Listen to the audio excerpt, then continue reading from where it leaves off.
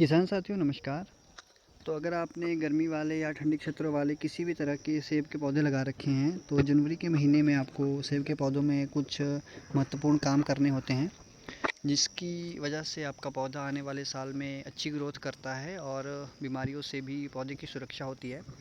तो उसमें सबसे इम्पॉर्टेंट काम और सबसे पहले करने वाला काम ये है कि आपके पौधे के आसपास जितना भी खरपतवार है उसको आपको खाली करना है और पौधे की आपको गुड़ाई करनी है, जैसे हम इस तरह कर रहे हैं। और कोई भी ग्राफ्टिंग यूनियन अगर आपको लगता है कि ज़मीन में दबा हुआ है तो इस तरह से उसको खाली करना है। इस तरह से मेरे ये 2 ग्राफ्टिंग यूनियन पौधे के दबे हुए थे, हमने इसको खाली किया है। और पौधे के आसपास एक गोबर की खाद डाल के आपको इस तरह का तौलिया तैयार करना है। ये मैंने नए पौधों के लिए तैयार किया था, लेकिन पुराने पौधों के लिए भी इसी तरह एक गोल तौलिया आपको तैयार करना है। इसके बाद दूसरा जो सबसे इम्पोर्टेंट काम है वो है तना पेस्ट करने का। तो अभी क्या होता है, जैसे टेम्परेचर बढ़ने लगता है फरवरी महीने के बाद, वैसे सेब के पौधे में सनबर्न का इशू आता है। सेब के पौधे की जो चमड़ी होती है वो थोड़ी सॉफ्ट होती है, तो इस पे सनबर्न का इशू आता है। तो आपको जहाँ तक मतलब जैसे ये एक पौधे का एरिया है, इस पे हमने तने पे चूना कॉपर सल्फेट का मिक्सचर और ब्लाइटॉक्स का मिक्सचर डाल के पेस्टिंग की है ताकि ये सनबर्न से बचा रहे। तो जहाँ तक इसमें कोई टहनी नहीं है वहाँ तक आपको इसमें पेस्टिंग करनी होती है, क्योंकि इससे ऊपर पेस्टिंग करने की ज़रूरत नहीं है। यहाँ पत्ते आ जाएंगे और पत्ते उस धूप को कवर कर लेंगे। तो इस तरह की पेस्टिंग भी आपको अपने पौधों में ज़रूर करनी है और पौधे की इंस्पेक्शन करनी है। जैसे कि मैंने ये मेरा बम्बू एप्पल का पौधा था, इसमें मैंने यहाँ चेक किया था तो इसमें यहाँ से स्टेम बोरर 2-3 निकले। तो इस तरह का आपको अपना तना रेगुलरली चेक करते रहना है। अगर स्टेम बोरर पौधे के बीच में ऊपर तक पहुंच गया तो पौधे को नुकसान करेगा और 2 से 3 सालों में आपका पौधा मर सकता है।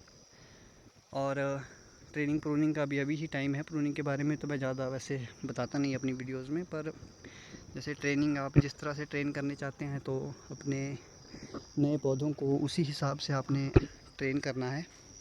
और अभी मेरे पुराने जो पौधे हैं उनमें फ्लावर बड आना शुरू हो गए हैं। ये देखिए ट्रॉपिक स्वीट, इसमें फ्लावर बड आना शुरू हैं। और डॉर्सेट गोल्डन में तो देखिए पिंक बड स्टेज आ गया है कहीं कहीं, ये देखिए। तो आने वाले 10 से 15 दिनों में इनमें फूल खुलने वाले हैं।